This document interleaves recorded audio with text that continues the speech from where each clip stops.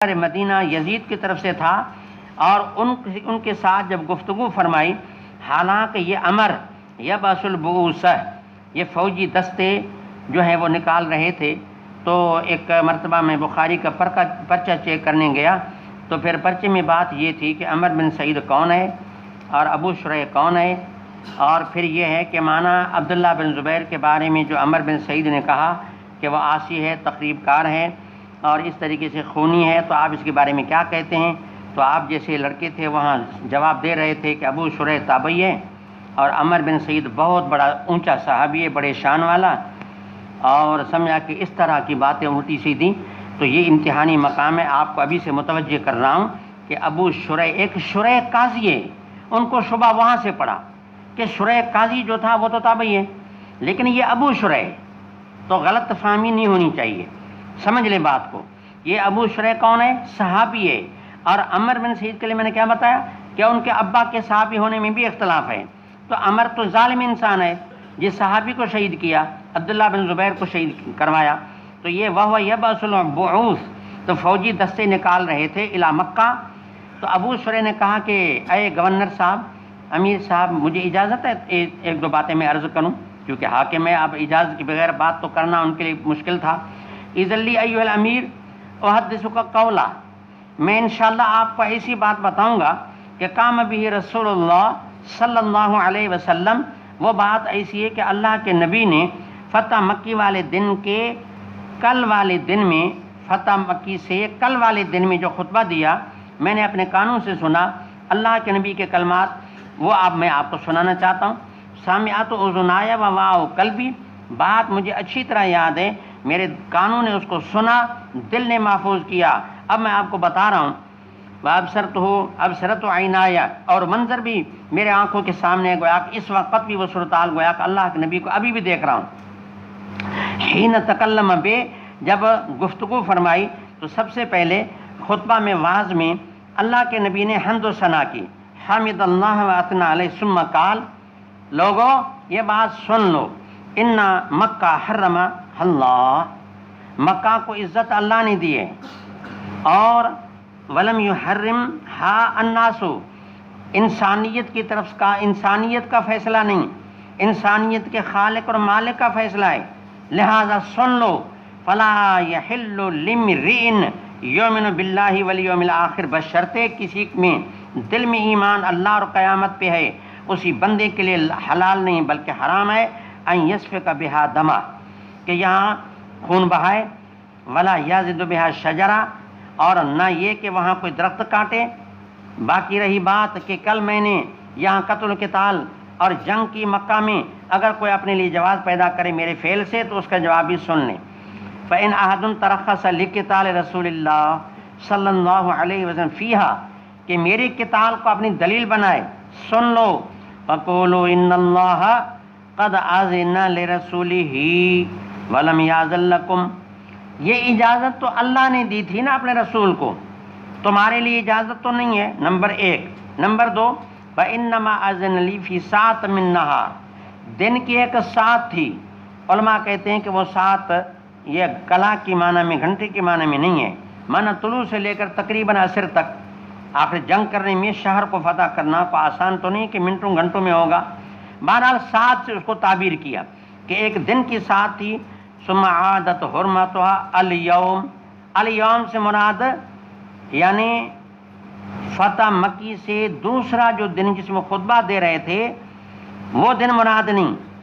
اور دن سے مراد ہے بعد ساعت، یعنی اسی دن ہی میں حرمت واپس آ گئی، ایسا نہیں کہ وہ دن پورا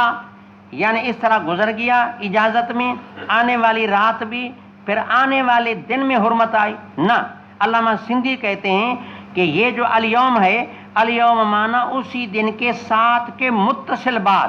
تو مانا اسی دن ہی میں حرمت واپس آ گئی۔ الیوم مانا بعد ساتھ، الیوم مانا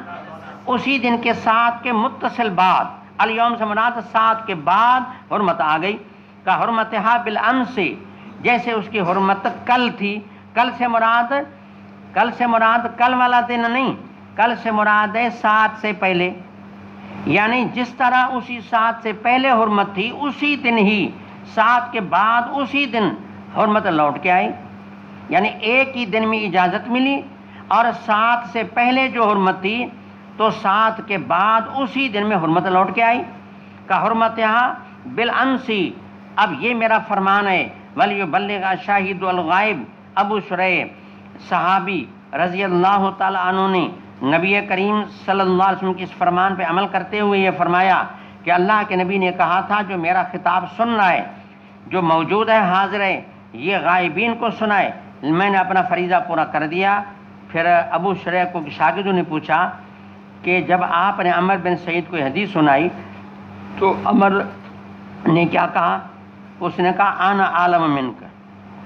آرام کرو، میں تجھ سے زیادہ جانتا ہوں۔ لا ابالی، متکبر آدمی ایسے ہی جواب دیتے ہیں کہ ہاں ہاں ہم آپ سے زیادہ جانتے ہیں۔ تو یہ جواب دیا، یا ابا شریح آپ کو پتہ ہے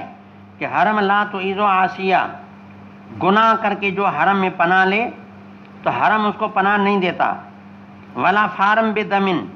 حرم خونی کو جو خون کر کے بھاگ کر کے وہاں چھپے اس کو حرم پناہ نہیں دیتا۔ ولا فارم بخربتن، اور نہ تخریب کاری کر کے جو بھاگ جائے اور مکہ میں پناہ لے لے تو حرم اس کو پناہ نہیں دیتا۔ اب یہاں چند باتیں، ایک بات تو یہ ہے کہ جی یہ عمر کا یہ کہنا، یہ 3 الزام لگائے حضرت عبداللہ بن زبیر پر، وہ امتحانی پرچے میں بھی یہ بات تھی۔ اب آپ کو سمجھانا چاہتا ہوں، سوال یہ تھا کہ ان نے عاصی کہا ہے، اس کا جواب یہ کہ عبداللہ بن زبیر عاصی تو نہیں تھا، عاصی تو اللہ کا نافرمان، نہ تو اللہ کے نافرمانی کیا کہتی، کوئی نافرمانی کی بات نہیں۔ آگے کہا کہ وہ خون کر کے گیا، یہ بھی عمر کا جھوٹ تھا کہ وہ کسی کا خون کر کے تو نہیں گیا تھا۔ تیسری بات یہ کہ انہوں نے کہا یہ تخریب کار ہے، تو تخریب کار بھی نہیں تھا، اس لیے کہ جی ان کی تو بیعت پہلے ہوئی، ان کو خلافت پہلے مل گئی، اس کو خلافت تو بعد میں ملی، اس میں تخریب کاری کا کیا سوال ہے؟ ازاں سوا تو شام میں حکومت کرنا ہے، کئی سینکڑوں میل جو ہے وہ دور ہے، اور مکہ کیا گرد و نما میں اگر ایک مسلمان دوسرا حکومت کرے آپ کو کیا تکلیف ہے؟ اچھا ایک بات۔ دوسری بات یہ کہ ایک قضیہ ایک اتفاق کیا، وہ مسئلہ ہے کہ یہ ہے کہ اگر کوئی آدمی گناہ کا کام یا کوئی قتل کر کے اور مکہ کے حرم میں جا کر کے پناہ لے لے تو قصاص حرم میں لیا جائے گا، یا اس کو حرم سے نکلنے کے لیے مجبور کیا جائے گا کہ باہر نکلے تاکہ ہم اس سے قصاص لے لیں، یا اس کو کوئی سزا دے دیں؟ تو فی اختلاف بین العلماء۔ عجیب اتفاق یہ کہ شوافع فرماتے ہیں کہ یہ سارا انتقام، یہ سارا قصاص یا جو بھی حساب کتاب ہے حرم میں لیا جائے گا۔ امام صاحب فرماتے ہیں کہ نہ، بھلی مجرم ہے، عاصی ہے، خونی ہے، جو بھی ہے، مکہ میں اس نے پناہ لیا ہے، اس کو وہاں سے نکلنے کے لیے مجبور کیا جائے گا، جب حرم سے باہر آئے گا تب اسے قصاص لیا جائے گا۔ اب ہر کسی کے اپنے دلائل ہیں، اور شوافع کے اپنے، امام صاحب کے اپنے۔ میں اس وقت صرف اتنی بات کرنا چاہتا ہوں کہ عجیب اتفاق ہے کہ ابو شریح صحابی کہتے ہیں کہ مانا وہ نہ عاصی ہے نہ وہ خونی ہے۔